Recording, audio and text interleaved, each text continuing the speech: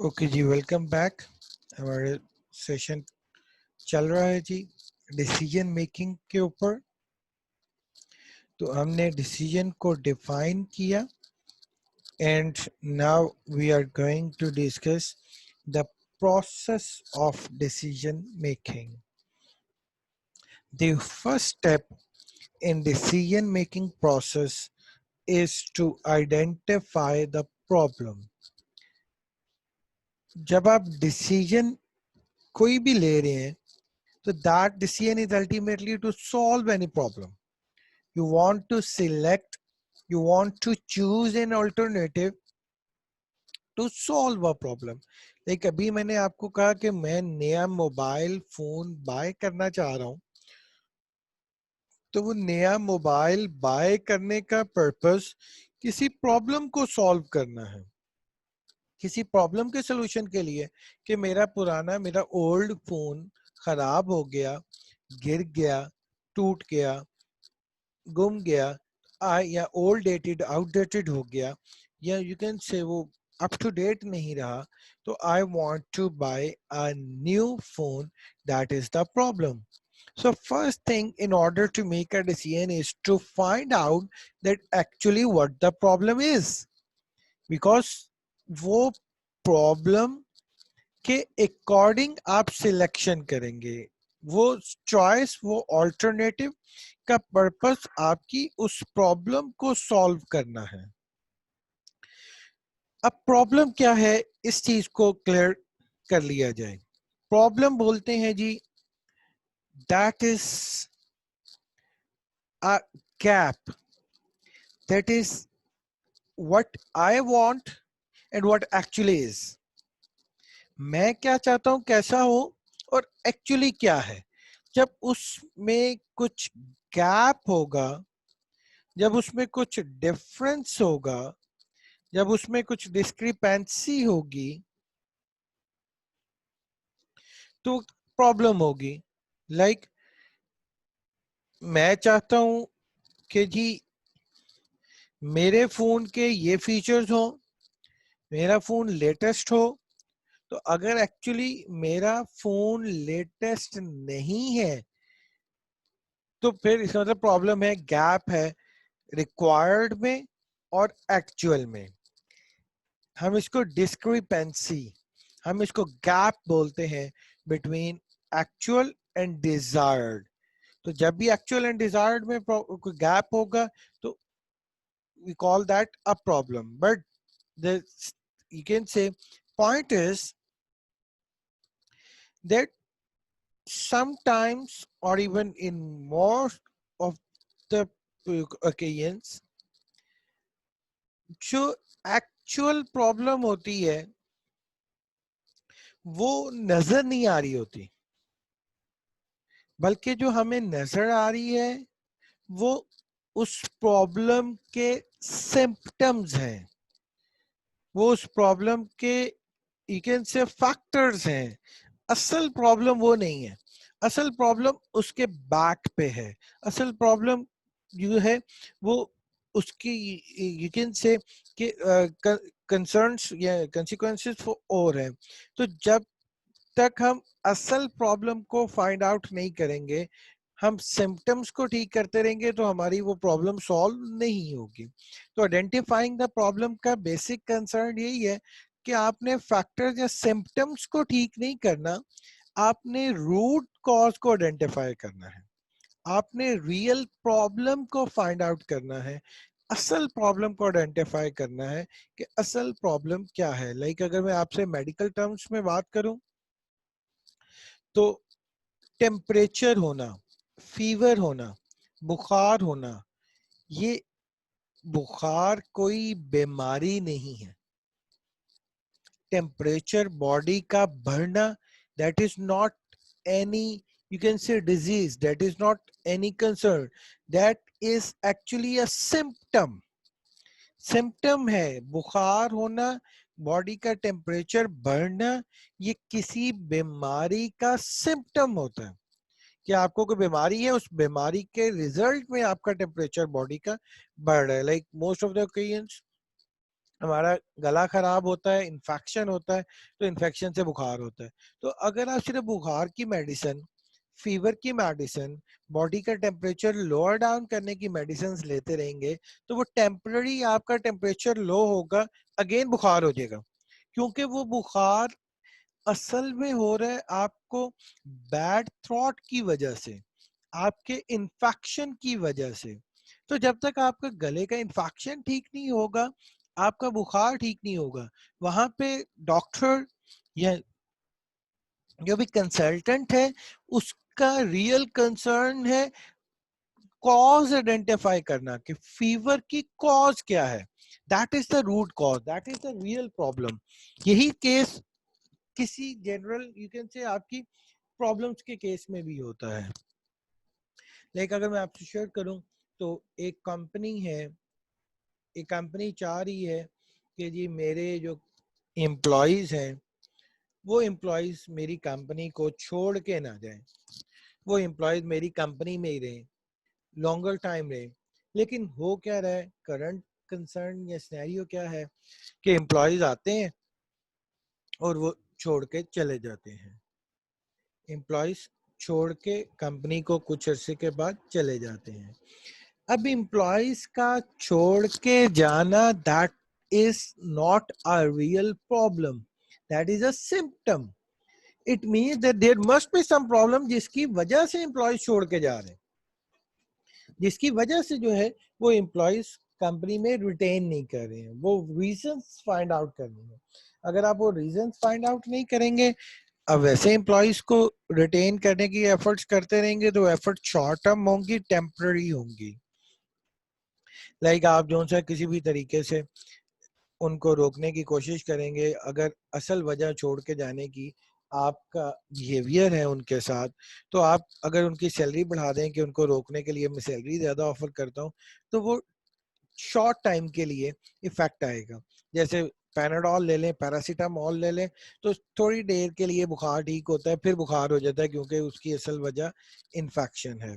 इसी तरह आप सैलरी बढ़ाएंगे, थोड़ी देर के लिए चेंज आएगा, लेकिन थोड़ी देर बाद वो फिर छोड़ के चले जाएंगे क्योंकि आपका रवैया, आपका बिहेवियर उनके साथ वो ठीक नहीं है। सो यहाँ पे डिसीजन मेकिंग प्रोसेस में फर्स्ट स्टेप में हमें इसी चीज को कर देखना है कि असल में रूट कॉज है क्या। एक कंपनी की सेल रिड्यूस हो रही है तो ये सिम्टम है, सेल कम होना असल प्रॉब्लम नहीं है। प्रॉब्लम कुछ और है जिसकी वजह से सेल कम हो रही है। अगर आपकी सेल कम हुई और आपने डिस्काउंट लगा दी तो शायद शॉर्ट टाइम के लिए सेल बढ़े, लेकिन फिर गिर जाए क्योंकि सेल कम होने की असल वजह प्राइस नहीं थी, आपकी क्वालिटी थी। तो अगर आपने ये फाइंड आउट ही ना किया कि मेरी क्वालिटी की वजह से सेल कम हो रही है और प्रमोशंस चलाते रहे, एडवर्टीजमेंट्स बढ़ाते रहे, तो आपकी कभी भी सेल इंक्रीज नहीं होगी। तो ये हमारा फर्स्ट स्टेप है जिसमें हम रियल प्रॉब्लम को आइडेंटिफाई करते हैं कि प्रॉब्लम है क्या। Problem is a discrepancy between an existing and desired state of affairs. Discrepancy means gap, existing and desired. आप क्या चाहते हैं और existing है क्या। जब इन दो state of affairs, इन दो situations में gap होता है तो हम इसको problem बोलते हैं। Characteristics of problems. A problem becomes a problem when a manager becomes aware of it. Problem तब बनती है जब आपको पता चलता है। अगर आपको पता ही नहीं है कोई मसला है, कोई प्रॉब्लम प्रिवेल कर रही है, मुझे पता ही नहीं है, तो मेरे लिए तो प्रॉब्लम नहीं है क्योंकि मुझे पता ही नहीं है। तो प्रॉब्लम तब होती है जब आप उसको फाइंड आउट कर लेते हैं कि यार ये मसला है। There is pressure to solve the problem, और हमेशा प्रॉब्लम को सॉल्व करने का प्रेशर होता है। The manager must have the authority, information or resources needed to solve the problem. क्योंकि एक मैनेजर के पॉइंट ऑफ व्यू से हम बात करें, उसने डिसीजन लेना है, तो अगर तो उसकी अथॉरिटी है, उसके पास इंफॉर्मेशन है उस प्रॉब्लम को सॉल्व करने की, तभी वो डिसीजन लेगा। अगर कोई प्रॉब्लम है लेकिन मैं उसमें कुछ नहीं कर सकता, वाइस चांसलर के पास है या एग्जामिनेशन के पास है, जैसे अभी करंटली हम फेस कर रहे हैं कि जी इवैल्यूएशन या एग्जामिनेशन क्या कैसे कंडक्ट होंगे, तो उसमें मेरे पास अथॉरिटी नहीं है ये डिसाइड करने की। एग्जामिनेशन के पास है या वाइस चांसलर के पास है या डीन के पास है, तो वो मेरी प्रॉब्लम नहीं है, वो प्रॉब्लम मेरी नहीं है, क्योंकि मेरे पास अथॉरिटी नहीं है उस प्रॉब्लम को सॉल्व करने की।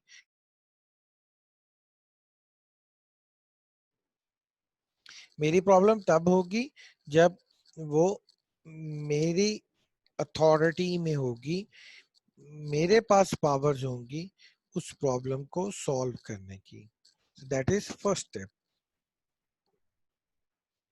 हमारी बुक में जी जो एग्जाम्पल है हम उसी एग्जाम्पल को कोड करेंगे। आप बुक साथ में ओपन कर सकते हैं, आप बुक को देख सकते हैं। बुक में जो प्रॉब्लम दी गई है वो ये है कि एक कंपनी की सेल्स टीम है और उनकी परफॉर्मेंस डिक्लाइन कर रही है। जो सेल्स मैनेजर है वो फाइंड आउट करती है उनकी रीजंस को, तो उसको पता चलता है कि असल में सेल्स कम होने की वजह ये है कि जो हमारी सेल्स टीम के पास, सेल्स की लोगों के पास लैपटॉप्स हैं, वो लैपटॉप्स आउटडेटेड हो गए हैं, उनकी मेमोरी कम है, तो उनके पास इतनी यू कैन से स्पीड या मेमोरी की ऑप्शंस नहीं है कि वो जब जाते हैं ये ऑर्डर्स ले सकें या उनको बेटर परफॉर्म कर सकें। तो उन्होंने जो रियल प्रॉब्लम आइडेंटिफाई की अपनी सेल्स टीम की परफॉर्मेंस डिक्लाइन करने की, वो वजह ये है कि आपके लैपटॉप्स पुराने हैं, आउटडेटेड हैं और आपको न्यू लैपटॉप्स बाय करने हैं अपनी सेल्स टीम के लिए। तो ये प्रॉब्लम है कि नया लैपटॉप परचेज करना है, ये डिसाइड करना है कि कौन सा परचेज किया जाए, ये डिसीजन कैसे लेना है, क्या इसके स्टेप्स हैं, क्या इसके मैकेनिज्म्स हैं, वो इस एग्जांपल के अंदर शेयर किए जा रहे हैं। Okay, the second step in decision making, that is identifying the decision criteria. Decision criteria identify करना।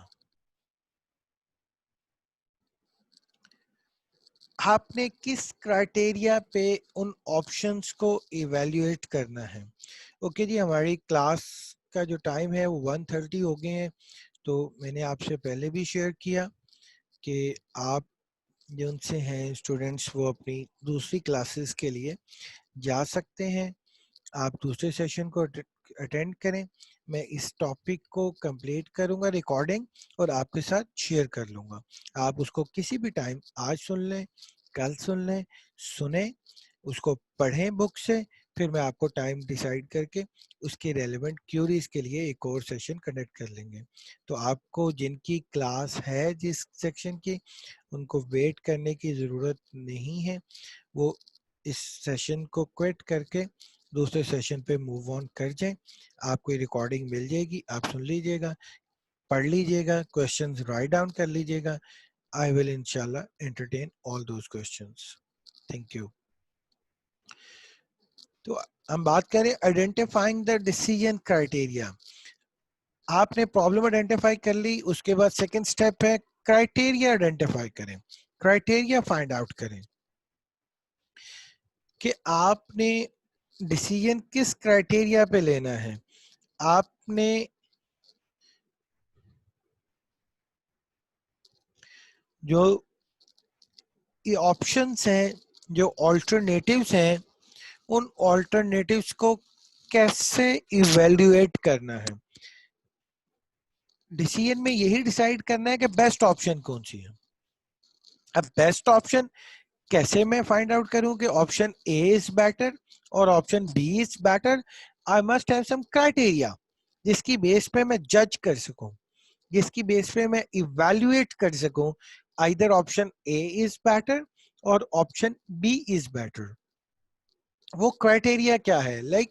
हम यहाँ पे बात कर रहे हैं लैपटॉप परचेज करने की, तो लैपटॉप कौन सा परचेज करना है, लैपटॉप कौन सा बेटर है, उसकी रिक्वायरमेंट्स हर एक के लिए डिफरेंट होंगी।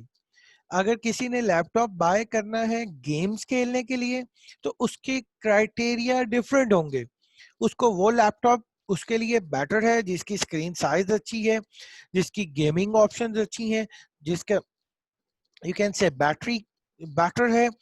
अगर किसी ने लैपटॉप परचेज करना है ऑफिस वर्क के लिए तो उसके लिए वो गेमिंग वाला लैपटॉप, बड़ी स्क्रीन वाला लैपटॉप वो बेटर नहीं होगा, उसका क्राइटेरिया नहीं है। उसकी रिक्वायरमेंट है लैपटॉप लाइट वेट हो, कैरी करना आसान हो, वो उसको कैरी कर सके, वो उसको यू कैन से कि बैटरी टाइम ऐसा हो, कहीं पे भी उसको मीटिंग्स में आना जाना होता है तो उसकी बैटरी उसको सपोर्ट आउट करे। मोबाइल फोन है, एक मोबाइल सबके लिए बेस्ट नहीं है, रिक्वायरमेंट्स हैं, क्राइटेरिया है। मुझे जिस पर्पस के लिए मोबाइल चाहिए उसमें कोई और क्राइटेरियाज होंगे, किसी पर्सन को किसी और पर्पस के लिए चाहिए उसके लिए कोई और क्राइटेरियाज होंगे। शर्ट है मैं बाय करना चाह रहा हूं तो अगेन वो किस पर्पस के लिए है वो क्राइटेरिया फाइंड आउट करेगा। अगर मैंने वो शर्ट पहननी है किसी वेडिंग इवेंट पे, किसी सूट के नीचे, तो उसका क्राइटेरिया और होगा कि भाई उस शर्ट का कलर मेरे सूट के साथ मैच करे, वो उस पर्पस के लिए चाहिए है।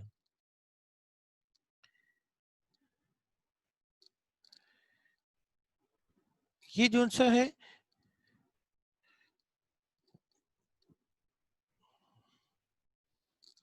आपके डिसीजन क्राइटेरियाज हैं। सो आइडेंटिफाई करें सेकंड स्टेप में कि मैंने ऑप्शंस को किन क्राइटेरियाज पे इवैल्यूएट करना है, मैंने ऑप्शंस को किस तरह से जो सा है वो जज करना है। यहाँ पे क्योंकि हम बात कर रहे हैं एक कंपनी की, तो कंपनी ने अपनी सेल्स टीम के लिए लैपटॉप लेने हैं, तो उनके लैपटॉप्स में रिक्वायरमेंट्स और क्राइटेरियाज उनके अपने डिफाइंड होंगे। वो क्या है उनको हम देख लेते हैं।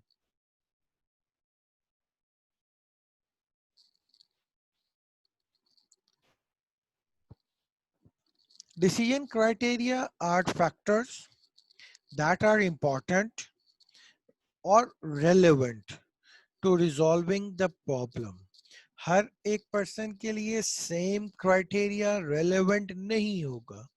अभी बात की किसी पर्सन ने गेमिंग के लिए लेना है तो उसके लिए गेमिंग कार्ड रेलेवेंट है, किसी ने ऑफिस यूज के लिए लैपटॉप लेना है तो गेमिंग कार्ड उसके लिए रेलेवेंट ही नहीं है, इररेलेवेंट है उस पर्सन के लिए।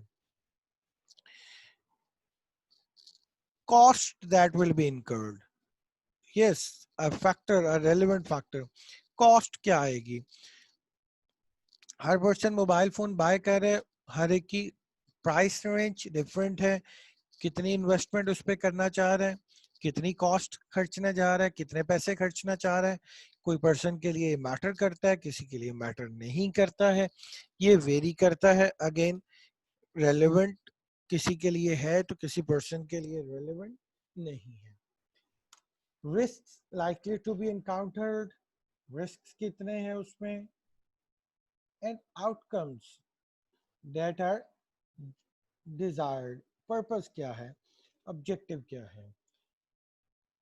यहाँ पे ये कंपनी जो डिसीजन ले रही है लैपटॉप बाय करने का अपनी सेल्स टीम के लिए, इन्होंने भी अपनी रिक्वायरमेंट्स के अकॉर्डिंग क्राइटेरियाज को आइडेंटिफाई किया, इन्होंने भी अपने क्राइटेरियाज फाइंड आउट किए और उन क्राइटेरियाज को लिस्ट डाउन कर लिया कि इनके लिए लैपटॉप के कौन से फैक्टर्स रेलेवेंट हैं, कौन से फैक्टर्स इंपॉर्टेंट हैं। एक अगर आप बुक देखेंगे तो you can find out, yes these were 1 2 3 4 and 5 criterias which are relevant जिनकी बेस पे इस कंपनी ने, इस मैनेजर ने डिसीजन लेना है लैपटॉप को परचेज करने का। वो क्राइटेरिया, वो फैक्टर लैपटॉप से रेलेवेंट क्या है इनके लिए? Memory and storage. उस लैपटॉप की मेमोरी कितनी है, स्टोरेज कितनी है, उस लैपटॉप की डिस्प्ले क्वालिटी कितनी है, बैटरी लाइफ कितनी है, बैटरी टाइमिंग कितनी है, कितना टाइम बैटरी उसकी गुजारती है, वारंटी इंपॉर्टेंट है, वारंटी कितनी है, कैरिंग वेट, और उस लैपटॉप का वेट क्या है, वो लैपटॉप का वेट एक फैक्टर है। अब आपने सेकंड स्टेप में क्राइटेरियाज आइडेंटिफाई कर लिए कि आपने उन लैपटॉप का डिसीजन किन क्राइटेरियाज पे डिसाइड करना है, लैपटॉप्स को कंपेयर किन क्राइटेरियाज पे करना है कि मेरे लिए कौन सा लैपटॉप बेटर है। थर्ड स्टेप में आप उस लैप जो क्राइटेरियाज हैं उन क्राइटेरियाज को वेट्स एलोकेट करते हैं। वेट्स एलोकेट करना क्या है? देखिए, आपने 5 क्राइटेरियाज बनाए लैपटॉप के। मेमोरी है, डिस्प्ले है, वारंटी है, वेट है और एक और है। तो अगर तो ये पांचों क्राइटेरियाज आपके लिए एक जितना इंपॉर्टेंट है तो फिर तो वो आप उनको एक ही वेट या एक ही तरह से रेट करेंगे। लेकिन ऐसा नहीं होता। आपके लिए कोई क्राइटेरिया ज्यादा इंपॉर्टेंट होता है, कोई कम इंपॉर्टेंट होता है। जैसे मैंने अभी आपसे शेयर किया कि मैंने एक शर्ट बाय करनी है एक वेडिंग इवेंट के लिए, और मैंने वो शर्ट पहनी है अपने सूट के नीचे। पैंट कोट मेरे पास ऑलरेडी है, सूट ऑलरेडी है, जस्ट मैं शर्ट बाय कर रहा हूँ। अब उस शर्ट को डिसाइड करने में जो क्राइटेरियाज इंपॉर्टेंट है कि कौन सी शर्ट लेनी है, उसके क्या क्या एस्पेक्ट्स होने चाहिए, उसमें उस शर्ट का कलर है, उसका फैब्रिक है, उसकी क्वालिटी है, उसका डिजाइन है, उसका साइज है सॉरी। तो अब यहाँ पे ये सारी चीजें, 4-5 चीजें मेरे लिए इक्वली इंपॉर्टेंट नहीं है। शर्ट का कलर मेरे लिए शायद सबसे ज्यादा इंपॉर्टेंट है। अगर एक शर्ट मुझे पसंद आती है जिसकी क्वालिटी बहुत अच्छी है, लेकिन वो शर्ट मेरे उस सूट के साथ, उस पैंट कोट के साथ सूट ही नहीं करी, उसके साथ वो पहनी नहीं जा सकती, तो वो शर्ट मैं बाय नहीं करूंगा। क्वालिटी मेरे लिए इंपॉर्टेंट है, लेकिन कलर से ज्यादा नहीं है, क्योंकि वो शर्ट मुझे बाय करनी है पैंट कोट के साथ। तो कलर की इंपॉर्टेंस, कलर का वेट, कलर का यू कैन से जो वेटेज है वो ज्यादा होगी as compare to any other factor, जिसमें आपका क्वालिटी आती है या ब्रांड आता है या कोई और फैक्टर आता है। सो थर्ड स्टेप में हम अपने क्राइटेरियाज को वेट एलोकेट करते हैं, हम उनको इम्पोर्टेंस देते हैं कि कौन सा क्राइटेरिया कितना इम्पोर्टेंट है। Decision criteria are not of equal importance. Assigning a weight to each item places the item in the correct priority order of their importance in decision making process. Weight assign करने से आपकी priority clear हो जाती है कि आप किस चीज को ज्यादा इंपॉर्टेंट, ज्यादा प्रायोरिटी दे रहे हैं और किसको कम प्रायोरिटी दे रहे हैं। लाइक अभी जो हमने एग्जांपल जिसको हम कंटिन्यू कर रहे हैं, इसी एग्जांपल की बात कर लें, तो इन्होंने इन 5 क्राइटेरियाज को ये प्रायोरिटी, ये इम्पोर्टेंस, ये वेट्स दिए हैं। हम इसको क्वांटिफाई करने के लिए, समझने के लिए इनको नंबर्स दे देते हैं ताकि हम अपने डिसीजन मेकिंग प्रोसेस को समझ सकें कि कौन सा हमारा जो सिलेक्शन है, जो ऑप्शन है वो बेटर है। उनके नंबर्स आ जाएंगे, हम इसलिए इसको नंबर्स की फॉर्म में ले लेते हैं। 10 में से 10 में से जी आउट ऑफ 10 वेट दिया गया है। सबसे ज्यादा वेट जो है वो मेमोरी एंड स्टोरेज को दिया गया है, यही असल प्रॉब्लम थी। पुराने लैपटॉप चेंज ही इसलिए कर रहे हैं कि मेमोरी का इश्यू था। तो 10 आउट ऑफ 10 इंपॉर्टेंस वेट की है। बैटरी की इंपॉर्टेंस 8 आउट ऑफ 10 है। 10 में से 8 नंबर्स इसको हमने अलॉट किए हैं। वेट को 6, वारंटी को 4, डिस्प्ले को 3। ये क्या है? ये हमने अपनी इंपॉर्टेंस सेट की है कि मेरे लिए कौन सी चीज ज्यादा इंपॉर्टेंट है, कौन सी कम इंपॉर्टेंट है। मेमोरी ज्यादा इंपॉर्टेंट है, डिस्प्ले लेस इंपॉर्टेंट है। सेल्स टीम ने मूवीज नहीं देखनी है जिसके लिए उनको कोई डिस्प्ले की क्वालिटी बहुत बेटर चाहिए, तो इसलिए हमने डिस्प्ले को कम इंपॉर्टेंस, कम प्रायोरिटी दी है ऑफ जस्ट 3 आउट ऑफ 10। ये थर्ड स्टेप था। फोर्थ स्टेप में हम अब मार्केट में जाते हैं और सर्च आउट करते हैं ऑल्टरनेटिव्स, कि हमारी जो प्राइस रेंज है उस प्राइस रेंज में कौन कौन सी कंपनी के कौन कौन से मॉडल आ जाएंगे, कौन से लैपटॉप्स मिल जाएंगे, कौन से लैपटॉप्स हम इस प्राइस में परचेज कर सकते हैं। ये स्टेप 4 है, developing alternative, searching the options. Options को, ऑल्टरनेटिव्स को ढूंढना, सर्च आउट करना कि मेरे पास इस डिसीजन से रेलेवेंट ऑप्शंस क्या क्या है, ऑल्टरनेटिव्स क्या क्या हैं। जब मार्केट में गए और फाइंड आउट किया कि हमें जो सा है वो कौन कौन से लैपटॉप्स इस मोबाइल में, इस प्राइस रेंज में सॉरी आ सकते हैं, तो वो हमने इस स्टेप में ऑल्टरनेटिव्स डेवलप किए। Alternatives are listed that can resolve. अभी उनको देखा नहीं, इवेल्युएट नहीं किया कि बेहतर कौन सा है और यू कैन से बेटर कौन सा है और कम बेहतर कौन सा है। अभी जस्ट लिखे कौन कौन से लैपटॉप्स आ देंगे। अगर इसी प्रॉब्लम, इस एग्जिबिट को हम देखें तो these were some 8 models, these were some options. और इस स्टेज पे ट्राई करें, जितनी ज्यादा से ज्यादा ऑप्शंस डेवलप करेंगे उतना डिसीजन बेटर होगा। क्योंकि अगर आपके पास ऑप्शन ही 2 है तो 2 में से एक सिलेक्ट करनी है। अगर 10 है तो 10 में से एक ज्यादा बेटर सिलेक्शन हो सकती है। तो आपने फाइंड आउट किया कि भाई आपकी प्राइस रेंज में इन क्राइटेरिया से रेलेवेंट ये 8 लैपटॉप्स हैं जो आपको मिल जाएंगे। तो तोशिबा का एक मॉडल है, HP पवेलियन है, सोनी वायो है, तोशिबा का एक और मॉडल है कॉस्मिया, डेल इंस्पिरॉन है, एप्पल आईबुक है, गेटवे एक लैपटॉप है और लेनोवो थिंकपैड एक लैपटॉप है। ये 8 ऑप्शंस हैं। इन 8 में से एक ऑप्शन को आपने सिलेक्ट करना है। अब कैसे करना है? अब आप इन ऑप्शंस को इवेल्युएट करेंगे। अब आप इन ऑप्शंस को कंपेयर करेंगे इन क्राइटेरियाज के ऊपर। इन क्राइटेरियाज पे आप इन ऑप्शंस को रेट करेंगे कि कौन सी ऑप्शन बेटर है और कौन सी ऑप्शन बेटर नहीं है।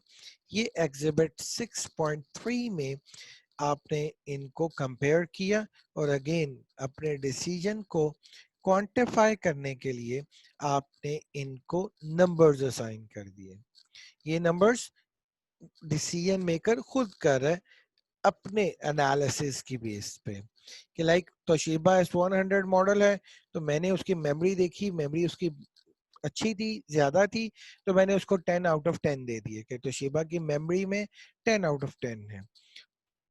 लेकिन इसकी बैटरी इतनी अच्छी नहीं थी तो तोशिबा को बैटरी में 3 हमने मार्क्स दिए।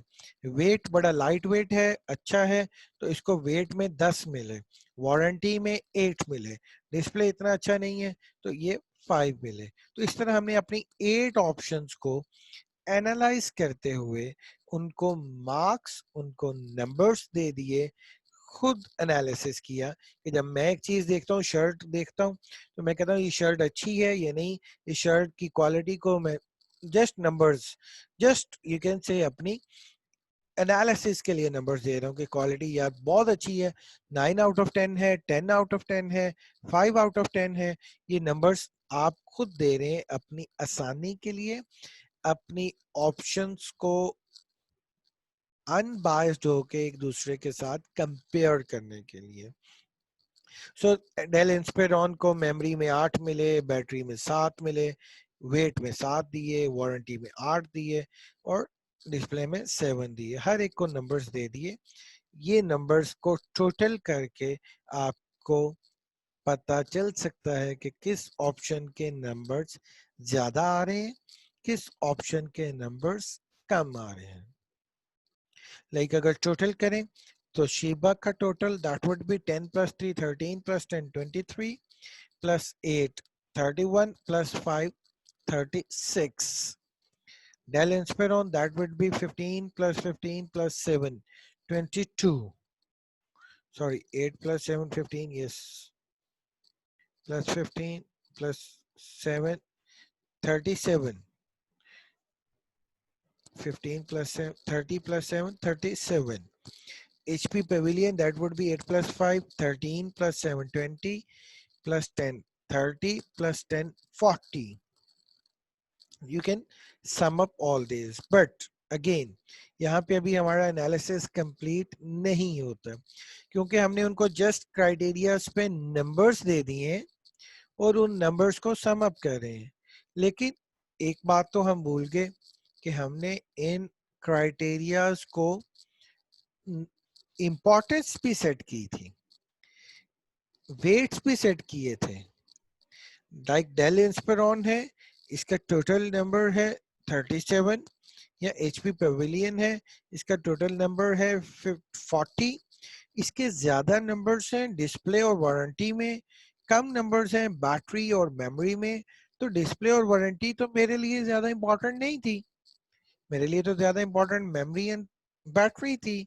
तो हम नेक्स्ट स्टेप में इसके क्या करते हैं कि वेट्स के अकॉर्डिंग एनालिसिस करते हैं कि अब इन स्कोर्स को इन क्राइटेरियाज के वेट्स के साथ मल्टीप्लाई कर लेते हैं।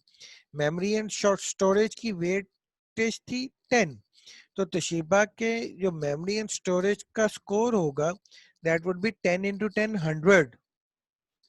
डेल इंस्पिरॉन का स्कोर होगा 80, बैटरी को हमने दिया था 8, तो तोशिबा का स्कोर बैटरी में that would be 3 into 8 24, Dell का 7 into 8 that would be different. In next exhibit, next table, yes, exhibit 6.4, ये है, ये नंबर्स, ये स्कोर कहाँ से आया? हमने अपने ओरिजिनल स्कोर्स को इन क्राइटेरियाज के वेट्स के साथ मल्टीप्लाई किया तो हमारे पास इनकी रियल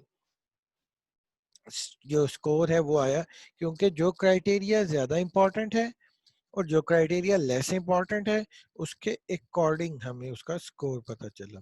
तो टोटल हमने इनको सम अप किया तो शीबा 231, Dell Inspiron 231, HP Pavilion 232. Now we can say Toshiba Cosmio G15 AV501 that has the maximum score of 249. That means that would be the best option, the best selection among all these 8 options. हम इस option को select करेंगे तो शीबा का laptop bye करेंगे, that is selecting an alternative. So choosing the best alternative. So ये multi scoring का purpose यही था कि हमें पता चल जाए कौन सा ऑल्टरनेटिव बेस्ट है। तो नंबर्स आ गए, नंबर्स को पता चल जाता है किसका नंबर ज्यादा है किसका कम है, तो हमने उन नंबर्स की बेस पे कहा जी शिबा 249 का नंबर हाईएस्ट है तो ये हमारी बेस्ट ऑप्शन है। स्टेप 7 में implement alternative, implement the decision, that means जो सिलेक्ट किया है वो लैपटॉप्स को बाय करें और अपनी सेल्स टीम को असाइन करें। conveying and decision to and gaining commitment from those who will carry out the decision. उनको शेयर करें, सेल्स टीम को बताएं कि हमने आपके लिए नए लैपटॉप्स का डिसीजन लिया है, ये वाले लैपटॉप्स हम आपके लिए बाय कर रहे हैं, ये लैपटॉप्स के ये फीचर्स हैं, इनकी मेमोरी अच्छी है, स्टोरेज अच्छी है, बैटरी लाइफ अच्छी है, ये आपकी परफॉर्मेंस में कंट्रीब्यूट करेंगे। डिसीजन को इम्प्लीमेंट करने के बाद छोड़ नहीं देना है, but the last one and the important one is you must evaluate, you must check out after buying the laptops, after purchasing those laptops and giving those laptops to your sales team, must check out whether the problem was solved or not. वो problem solve हुई कि नहीं हुई। उस problem जिसके लिए आपने decision लिया है, वो प्रॉब्लम क्या थी हमारी, अगर रिकॉल करें तो वो from the very first step identify the problem में कि सेल्स टीम की परफॉर्मेंस डिक्लाइन कर गई थी। तो अगर नए लैपटॉप्स देने से परफॉर्मेंस बढ़ गई तो दैट मीन्स हमारी सिलेक्शन ठीक है, डिसीजन ठीक है। अगर नए लैपटॉप्स परचेज करके भी प्रॉब्लम सॉल्व नहीं हुई तो दैट मीन्स हमारा डिसीजन सही नहीं है, कहीं ना कहीं हमसे कोई गलती हुई है। वो स्टेप 1 से लेके स्टेप 7 तक रिवाइज करें और फाइंड आउट करें कि गलती कहाँ पे हुई, क्या प्रॉब्लम थी। So if the problem was not so resolved, what went wrong, यहाँ पे आपका डिसीजन मेकिंग प्रोसेस कंप्लीट होता है। इन 8 स्टेप्स को आप गो थ्रू करें, रिव्यू करें, रीड आउट करें फ्रॉम द बुक और एग्जाम्पल के साथ शेयर करें। होपफुली आपने इसको अंडरस्टैंड कर लिया होगा। पढ़ें, क्वेश्चंस को राइट डाउन करें। We will have another session and I will entertain all your queries. अपना ख्याल रखिएगा और बहुत ज़्यादा अपना जो सा है वो ध्यान रखिएगा। अल्लाह ताला आपको अपने हिफ्ज़ व अमान में रखे। अल्लाह हाफिज़।